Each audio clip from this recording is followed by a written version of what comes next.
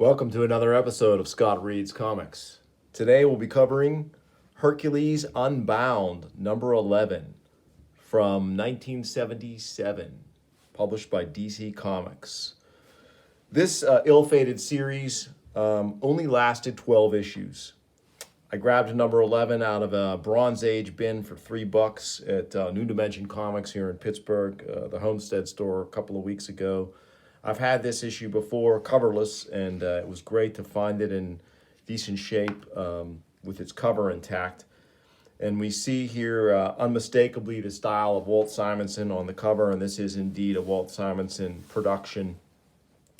Pretty awesome, we're going to see as we look in here, a preview of what's to come in Walt Simonson's evolution as an artist.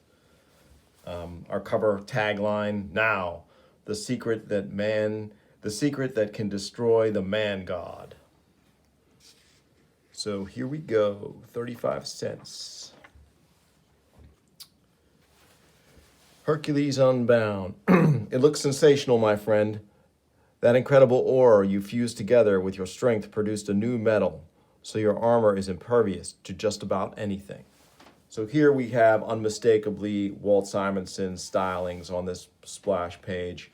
The stuff we would get used to seeing later on in his storied career when he took over for his second run on Thor as both writer and artist. And the title of this one is Dark Side of the Gods. Until now, all the car assembly plants in Detroit had been cold and dark, the prevailing condition in most cities since the outbreak of World War III many months ago. But today, one of the smelters has been rekindled to forge a new look for the mighty Hercules, just in time for him to confront the dark side of the gods. So this is a new costume in the series for Hercules. In the previous issues, he had had a more traditional Grecian raiment, so this is kind of a cool techno fantasy look going on here with some neat colors. Interesting costume design by Mr. Simonson there. And we meet some of the supporting cast here as this series was set in a far future where World War III had occurred and wreaked havoc across the planet. So it was kind of a neat take on the whole Hercules mythos. And we would later see Marvel's Bob Layton's take on Hercules in the future, but he would be out among the stars. So this one is more terrestrial in nature, the story structure, but works pretty well. And while you wonder about comics at the time in 1977, because man, this series, all the issues were really good. It was written by Jerry Conway. This one's later written by Cary Bates, but the earlier issues were written by Jerry Conway, penciled by Jose Luis Garcia Lopez, and inked by Wally Wood from issues 1 through 6. And then Simonson takes over as the penciler in issue 7, still inked by Wally Wood up through issue 10, where I think Bob Layton does the inks, and then 11 and 12, it's all Simonson, pencils and inks, and he really unleashes his style here. But this series should have done better. It should have succeeded. It's a cool premise, great action, great creators, and yet, because there was so much stuff out, I guess, at the time, it couldn't find an audience, and it failed, which is pretty sad. But I'd love to see this thing reprinted in a nice trade, the whole series. Especially the Simonson stuff, but I'm also a big Jose Luis Garcia Lopez fan, and Wally Wood, come on, he's a giant. So I'd love to see DC reprint this thing. It was reprinted, I think, back in the 90s in a trade paperback, the Simonson stuff at least, and that is hard to find, and it generally falls apart too. I had a copy years ago that basically the glue failed and it fell apart. So Hercules has reforged his armor. He is with his mortal companions, Kevin and Jennifer, who he has a romantic interest with. They also have a dog, Basil, who's on the crew. And he's allied with a group of modern warriors called the Atomic Knights. So as they're finishing up here at this previously defunct plant in Detroit, the molten metal that was used in the process, the cauldron of molten metal, escapes and endangers everyone. So Hercules uses his incredible strength to try and mitigate the danger. Push harder, Hercules. Simple for you to say. But the man god's irrepressible strength proves too much for the rusted and overwrought foundry works to endure. Run for cover! And you see Hercules basically brings the whole house down in order to save them. Which car factory was this, Gardner? I don't even remember, but Detroit's Big Three just became the Big Two. So there's one of the Atomic Knights, Gardner, right there. Hercules, my friend, has anyone ever remarked, you don't even know your own strength? Several of my foes have uttered thus. Now several of your friends are itching to get back to the flying wing and ditch this scene, Kevin says. So here they have this cool, they're gallivanting around the country and the world in this cool flying wing plane. Sit back and relax, Doug. We'll have you and Gardner back at your night headquarters in no time. Kevin is quite a navigator. So here they are flying over what's left of society at the time, and when suddenly something strange comes over Kevin, he is possessed by some weird energy, and it threatens everyone as he blasts a hole in the plane, and the two atomic knights are catapulted out. Great Olympus! You two knights are so anxious to reach the ground, let me assist. So here we have Hercules going into action to rescue the two knights. He grabs this super heavy length of coil and goes to work. A combination of my strength and well-measured aim can save them. And he was able to hook them with the coils with his uncanny prowess, and then with his amazing strength, he shunts them toward the sea. And a very interesting panel here too, as he begins to also try and rescue Jennifer and Basil. He is thrown from the plane. Kevin, stop it, please, Jennifer says. Again, Jennifer's plea is ignored, for the good-natured blind boy known as Kevin has taken on the stature of a nightmarish monster. And Hercules says, by the gods, I've been shaken loose. And we have an amazing panel here from Simonson as Hercules plummets earthward. No soft water landing for him. He crashes right into the earth. But we'll see he's made of pretty stern stuff. So meanwhile, the wing is going into attack mode, blasting the Atomic Knights headquarters. And it might be interesting to stop here for just a second and admire what Simonson's doing here. This is 77. And I happen to have an issue of Thor from right around the same time, 1977, with Simonson's first run on that title, just as a penciler, inked by Tony DeZanuga. And you can see here that he has restrained himself to a much more of a Marvel House style. And DeZanuga's inks help that as well.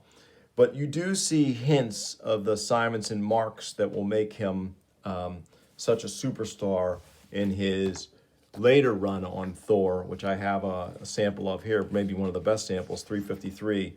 This, produced in 1985, is much closer to this 1977 Simonson work than this 77 Thor work that Simonson did for Marvel. So it's just interesting to see the control, the metamorphosis, the changes that an artist like Simonson of his caliber went through as he developed his own personal style. So back to the story. Hercules crashes to the ground. We have our flying wing. The knights are in distress because their headquarters is being blasted. And here Hercules, does he survive the fall? Of course he does. A certain death for any other man or beast. Of that there can be no doubt.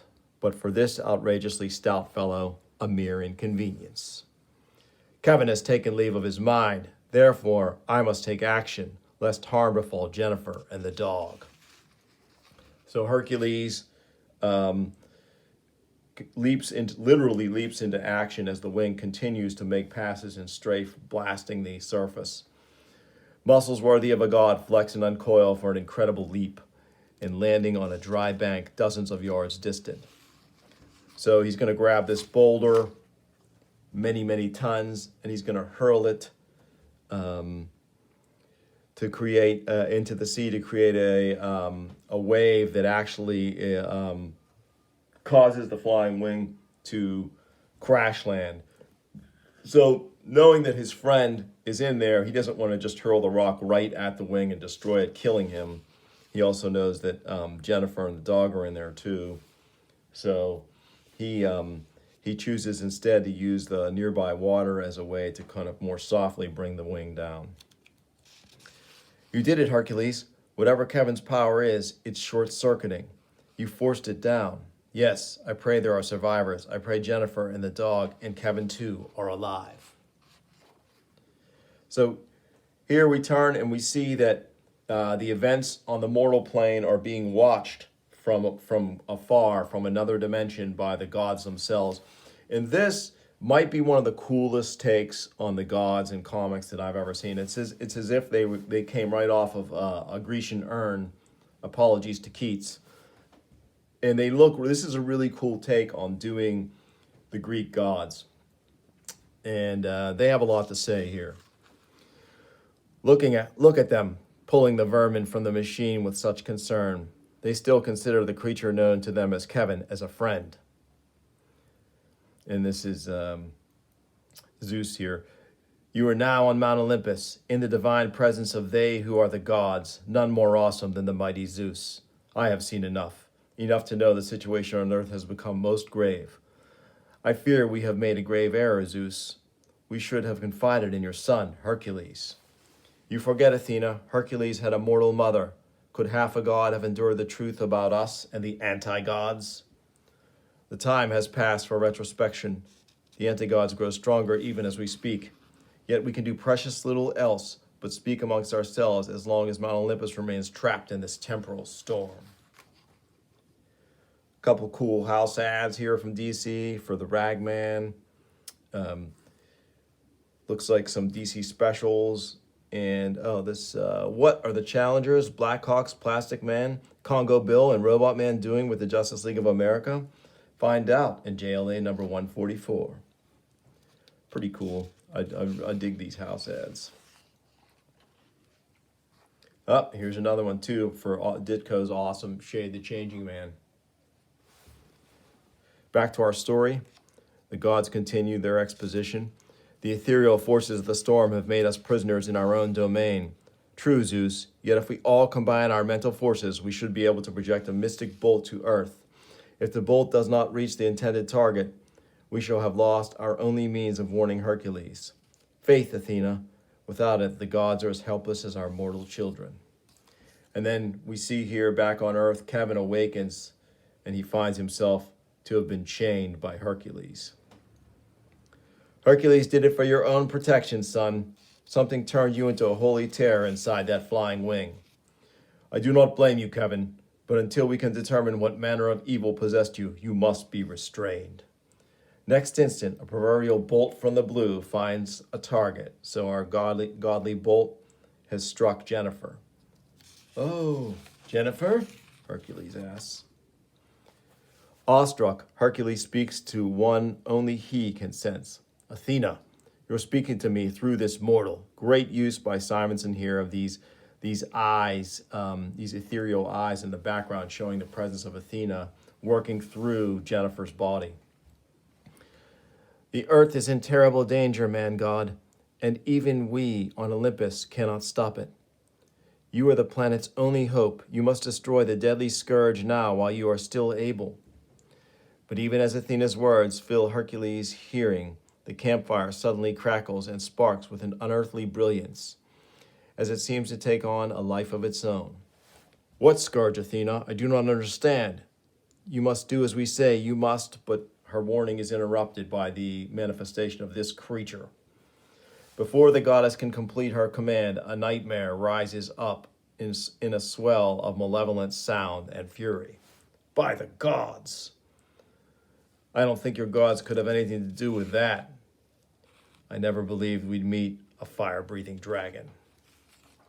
So it's a very cool Simonson's always been a masterful at monster creation, and even early in his career here, he's showing his chops. House ad for the New Gods, Return of the New Gods with Don Newton artwork, very cool. Back to our story. Believe it or not, Doug, it's happening. Our armor's starting to melt. I will protect you, Jennifer. Hercules throws his own body in front of the fire-breathing dragon, absorbing the bulk of its superheated breath. Hercules whisks the girl to safety, then whirls to attack with Olympian fury. Flames cannot harm my armor, demon, nor can they harm my fighting spirit. Great depiction of the action here as we see leaping straight out of the panel, Hercules sporting that cool armor, leap upon the dragon and start delivering hammer blows to it. But the flaming terror answers back with a devastating rage all its own, causing Hercules to recoil in agony, hurling the son of Zeus into the ground with the force of a plunging meteor. So Hercules realizes he needs to come up with another strategy, yet he rises again, bruised and battered, and with a glimmer of an idea roiling in his mind. Sometimes it is not always best to fight fire with fire, when dirt can suffice instead.